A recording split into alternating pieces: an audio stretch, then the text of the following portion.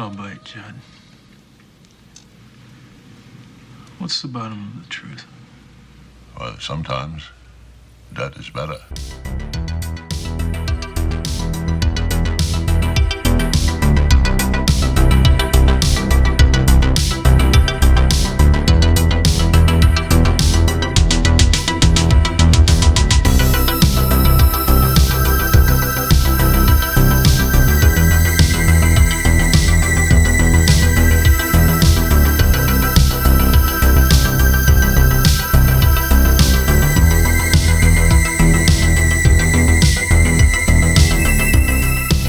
Hello, friends and fiends.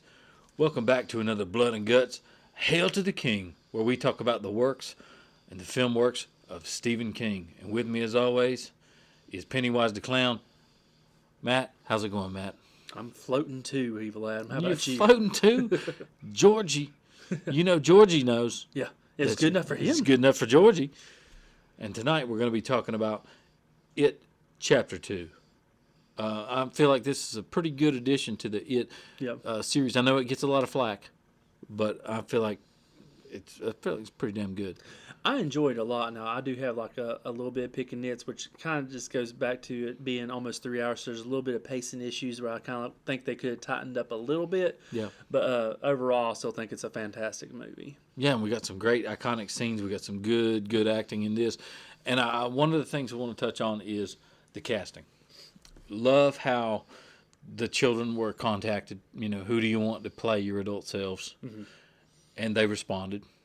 And a lot of this was spot on because when you look at the side-by-side comparisons or you look at the film itself, you can see how this worked. Right. You know, Bill Hader, McAvoy, Jessica Chastain. Yep. You know, and it goes on and on and on.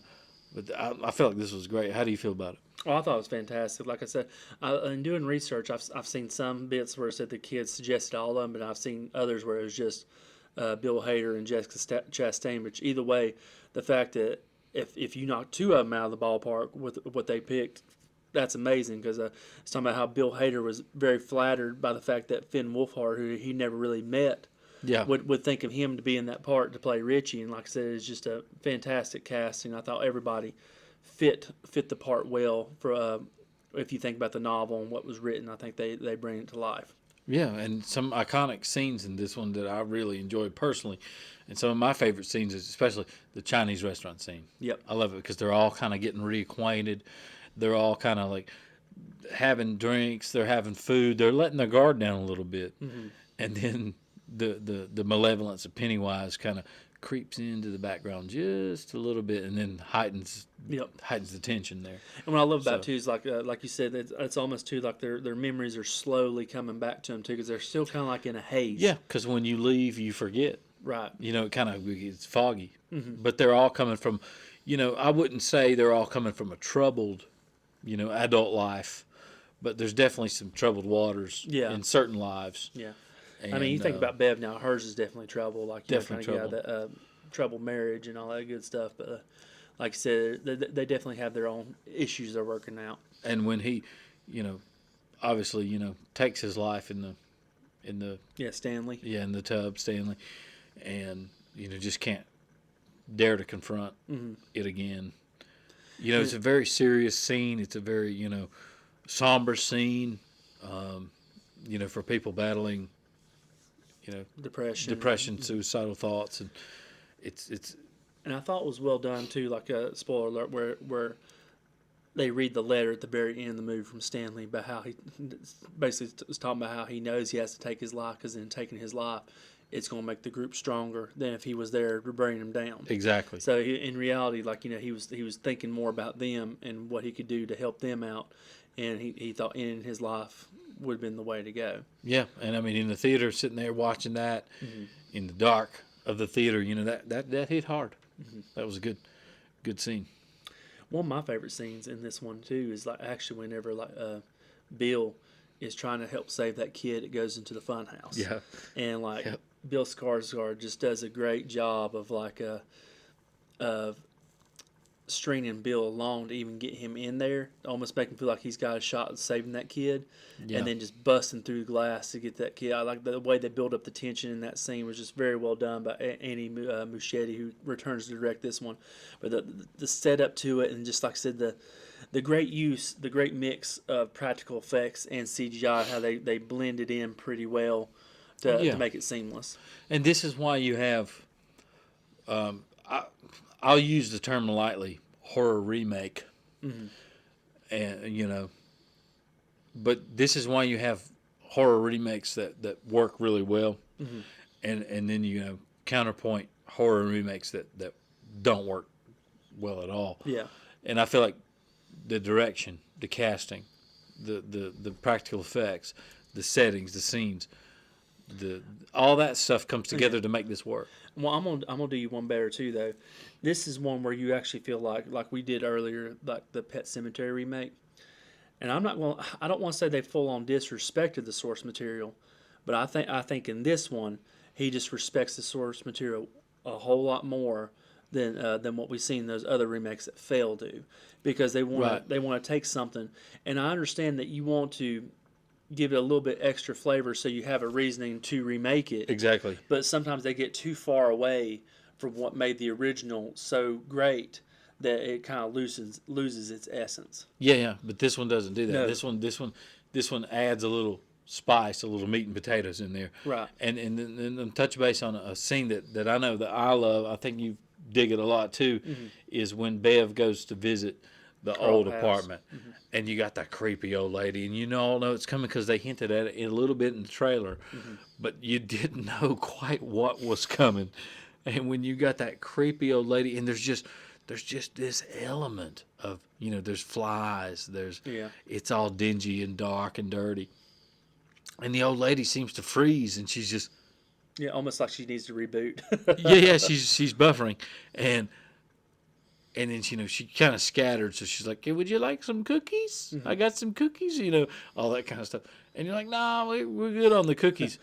But That's what Pennywise would get me. I'm like, cookies. I love a scene that chooses to stay, and by that I mean, when the old lady's like, I got some tea and some cookies, back here.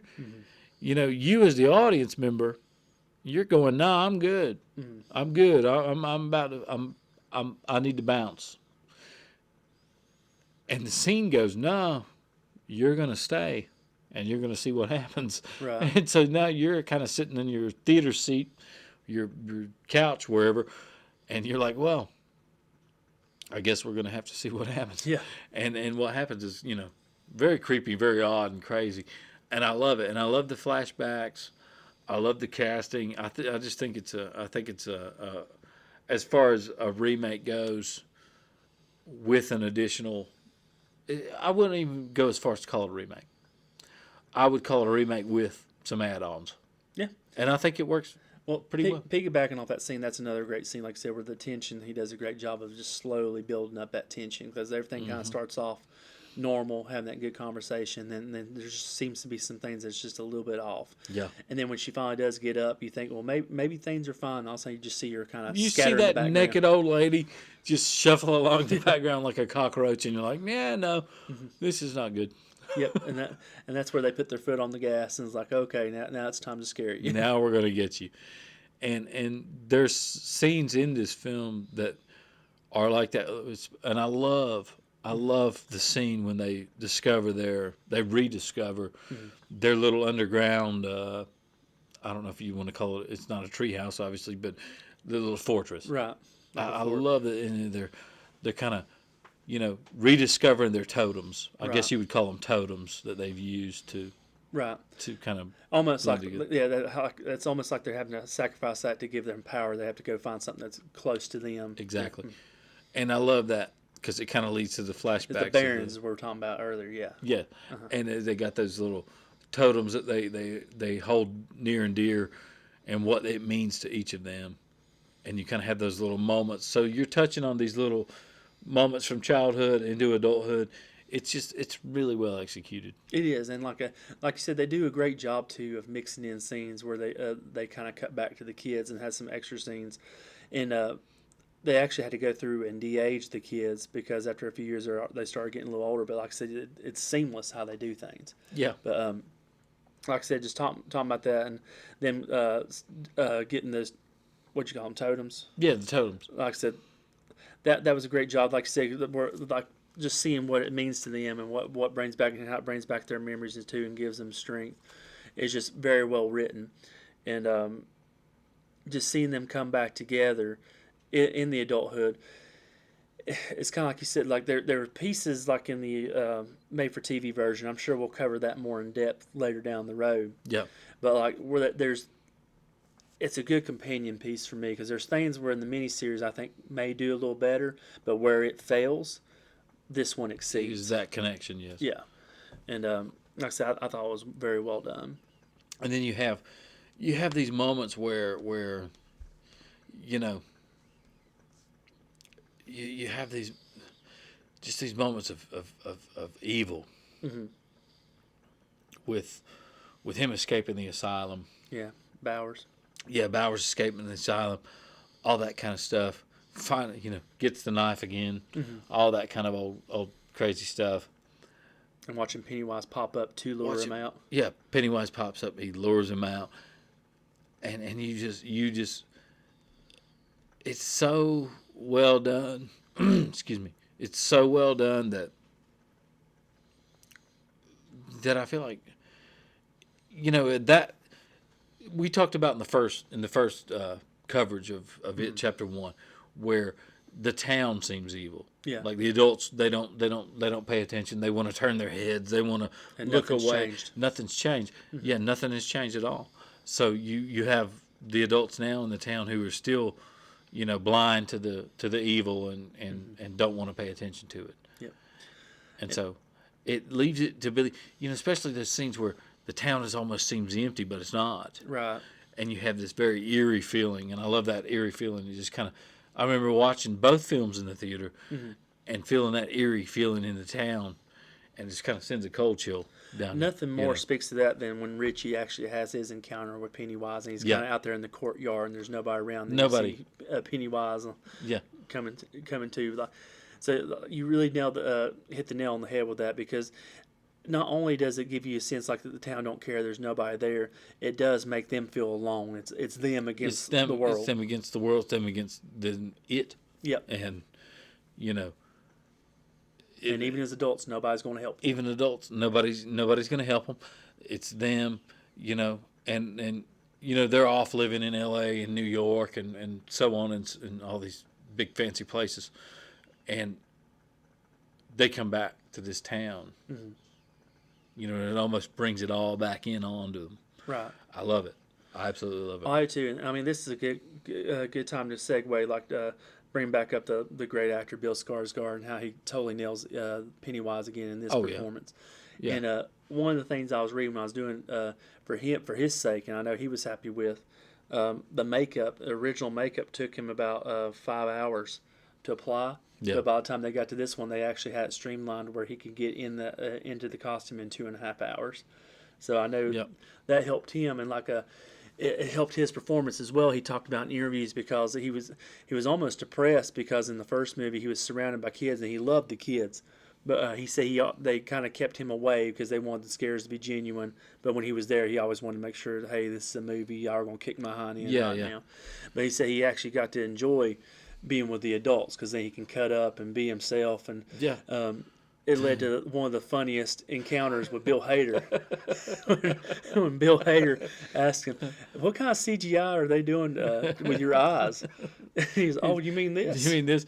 Yeah. And he could switch his eyes around and roll them, roll Craziness, them on. yeah. And then you have that, if you want to see some funny BTS behind the scenes, go back and look at some of that, and especially even when he's with the children, in the first film, when he's walking, he's pumping them up. Who's gonna kick my ass? Who's gonna kick? High five. He high fives everybody. Who you ready to kick my ass? Okay, here we go. And then they go into it. So he went out of his way to make everybody feel kind of welcomed and comfortable, which is he could have played it the other way. He could have been like, I'm gonna be mysterious. I'm gonna eat lunch by myself, and I'm gonna hide out. Nobody's gonna see me. which that would have Right. had its own effect. Kind of harkens But- me. Now he wasn't a jerk enough, but harkens me back to like Tom Noonan in Monster Squad, where he's fully in the Frankenstein monsters Yeah. character the whole time. And whenever you talk to him, he's Yeah, going to talk to you as and that same character. with even going back as far as like '74, Gunnar Hansen, Yep. and Leatherface, Yep. and Texas Chainsaw. He's eating lunch by himself. He's off by himself, so that when you see him interact with the actors, that fear is real. Mm-hmm. But they kind of did a little bit, but they didn't have to do so much of that in this one. Right. And it's just like this film does get a lot of guff. It does. And I And- mean, I get like in seeing like some of the issues people have. A lot of it's like with the pacing because it is almost a 3-hour movie. Sure. But like I said, for me, it doesn't bother me now. I enjoy the movie rather a bit. And Yeah. one I watch thing, them back to back. So. Yeah, one reason I'm glad this movie does exist though is kind of where I was speaking earlier how the miniseries kind of failed. Is the budget of this one? You finally get to see the deadlights. You get to see the deadlights. And not only do you get to see them, it looks more believable and enjoyable. Like as far as like seeing them come to fruition. Like visually, yeah. Yeah, exactly. Pretty much. Yeah. And now my only pick and nits that I did not like is the death of Pennywise. Whenever he's just like shrinking, like turning to a gobbledygook. Yeah, that was one of my pick and nits as well. Was I wish there would have been more of a battle, like more of an epic battle. Mm-hmm. Where maybe he's overcome and he shrinks back, but he's got a trick up his sleeve. Because Right. he is malevolent and he is mischievous, so he's got a trick up his sleeve. He kind of is coming at you. Okay, you thought I was done, but now I'm not. Right. A little bit more of a 1-2 punch for me would have been better. But overall, I still, I still enjoyed it. Oh, absolutely. And I'm trying to think back to some of those more iconic scenes too, with the flashbacks and stuff, and just the way they cast the children and the adults. When you do see those continuous Yeah. side by side flashbacks, a lot of films these days do not cater to we're going to cast someone who looks or acts just like the younger version or the older version. Mm-hmm. But when you do see those side by side comparisons, you don't have any problem believing, hey, this is a young, Bill Hader kind of character. Kind of reminds me like an example on the further end is like Terminator Sega Genesis when they got Amelia Clarke is trying to be Linda Hamilton.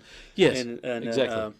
Jai Courtney trying to replace Michael Biehn. So you got Michael Biehn, who's just like a skinny guy, like Yeah. just looks like every normal guy. And then you got buff Jai Courtney, but it's all supposed to take place in that same universe and cover all those movies. And you actually go to the flashbacks and it looks nothing like it. And I mean, you can go onto Google, you can go into your web service and see side by side comparisons, and it actually looks really, really good. And I love it when they do this. I love it in other films, in other shows, like especially like shows like Mindhunter, and Once Upon a Time in Hollywood. When they had what's his name play Charles Manson, and you can see side by sides of him as Manson, and it's uncanny. Like it is haunting. And really good casting goes a long way. You got the writing, you got the acting, you got the effects, makeup, and it all comes together really well. One question pops in my head. I want to see your take on it. One thing they deviate from in the novel and in the miniseries from this one is the time periods. Like you have in the miniseries in the book, the kids are growing up in the 50s, Yeah. and then everything takes place in the 80s. Where in this one, the kids are growing up in the 80s, and then obviously it's present day now. Sure. So I know. I mean, obviously I know why they chose to do this. Like they want to feed off mine and yours nostalgia of the 80s. Yeah. And then And then all of us 80s babies. Then hit the modern audience with today. But my thought is, what did you think about this change? Do you think it was a necessary change? Would you think if they would have actually kept it more closer in the book, how it would have been? I like it. I don't mind it at all, because I can understand. I can see. And they had really good costume department. They had really good makeup department. They could go back. One of the nits I will pick is in that first film, of course, that first few seconds of that TV is not from the 80s, but that's a continuity error that I don't like. But I feel like it's okay. Yep. Yeah, I'm not gonna throw no guff over that. Yeah, I agree with you too, because I think this one was well done, where it was like a perfect blend of the '80s nostalgia you need, and like a It's great 80s nostalgia. And let's talk about the scene just a little bit with Stephen King as the store owner, and he goes in to buy the silver bullet, and then you see, you obviously have this scene of him riding the bike when he's in his youth. Yeah. And then you got this great scene of brain farting the name. What's his name? Bill. Oh, McAvoy. McAvoy. Thanks so much. McAvoy. He's riding that bike, and he's all wobbling around, and he's trying to, it's got that great scene of him riding it in the old days. It's smooth, silver bullet. It's called Silver Bullet, the bike. And you cut to the modern times. The gears are all off. Everything, the handlebars all wobbly. You got that great scene in there. Yeah, that was just a little bit, and just a little touch of that comedy to kind of keep you. I love, like talking about Stephen King. That I love it. I can't remember, like we were talking about. I can't remember the line he says, but he's just got that perfect smart alecky response, almost like you see when you see somebody up north, whenever they have that He's kind the of smart pissed off aleck. shop owner. Yeah. He totally nails that part, and I love it because it reminds me of his old cameos in previous movies like Creep Show and Sleepwalkers and Pet Cemetery. Yeah. I always love seeing him make. It's almost like Stan Lee with the Marvel Universe. Yeah, and I feel like King should be in more of this. I do too. As the pissed, whoever, he's just the old grumpy, pissed off shop owner. He's I don't remember what the line is. Something about, how much is it worth to you, or something. But it's. Well, now that we kind of discussed this, now I want to get your thoughts because I know they're still working on that or I can't remember if it's a mini series or if it's just going to be a flat out TV series. But Welcome to Derry. And I know at the time when they first announced it, Bill Skarsgard was going to be a part of it. Now he's dropped out. So, are you excited about seeing what's going to happen with that? From what I've heard, and I've read 3-4 different stories where he's dropped out, he's gone back to saying he's going to do it. He's dropped out, and now he's gone back to saying he's going to do it. So I've read 4 different stories, but yet there's very little details about it. If he is involved, then yeah, definitely I'm excited. And even if he's not, I'm still a little bit excited because what would be cool would be a story that dives into that lore of Derry itself. Yeah. Maybe put the it kind of factor in there and have a little bit on the outskirts. Here's a side story about Cujo, because that's what I liked about the show Castle Rock. Right. Was when they did Castle Rock, they never fully showed Cujo, but there's a reference to, there's this dog in the other side of town that went crazy. Like there's little Easter eggs. I love those. Right. So if they could do that, then I'm cool with it. What about you? I feel the same way. Like if Bill Skarsgård doesn't come back, that will be a bummer. But right. I don't want to hang my hat saying that I'm only going to enjoy it if he's in it, because there's been times where people pick up the mantle, because Pennywise can have different forms as well. So, So you could easily have another actor come in and right. And obviously we both can go on record saying we don't want to see that happen. But if it has to, we'll still go in with an open mind and take a look at it. So I'm looking forward to seeing whenever they do cut that first trailer, just kind of get a sneak peek of what kind of where they're going with it. Yeah. Because I'm like you, I'd love to see him delve with the lore. Because when we seen him in the first movie, reading through the history of Derry and how this happens. Go into that Derry. Go into the town Derry. Go into a little bit of the outskirts. Even have some, if you want to say how close they are to each other. Right. Do a king map and have a little bit of Jerusalem's Lot over here. Yep. Whatever you want to do. Tarker's Mills. There's Tarker's Mills. There's plenty you could dive into with this. Absolutely. So one of the things I like to cut out too, like we're talking about how they have wonderful makeup and a beautiful blend of CGI. So for a horror movie, this one had a high budget of $79 million. Yeah. But the return on investment was pretty good, because it had $473 million made at the worldwide box office, which made it the highest grossing horror sequel ever. It surpassed the Hannibal Lecter sequel, Hannibal. Yeah, a few of those bucks were me going to see it at the theater. I can't remember why we missed out on this one, but now whenever it came out on Blu-ray, we didn't hesitate. We went ahead and bought it because we knew we'd like it, and right. So like I said, it's one I enjoy. Like if I was to go on our Goldblum scale, as we always do, or our skulls or bones, I'd Yep. probably give it a somewhere between a 4 and 4.5 out of 5. Like I said, I got a little bit of picking nits on it, but overall, I still think it's a really, really great movie. Yeah, I'm going to go ahead and go 4 Goldblums out of 5 because I really like this. I went to the theater. I watched it. It was late one night and it was dark and cold, whatever. And I enjoyed it.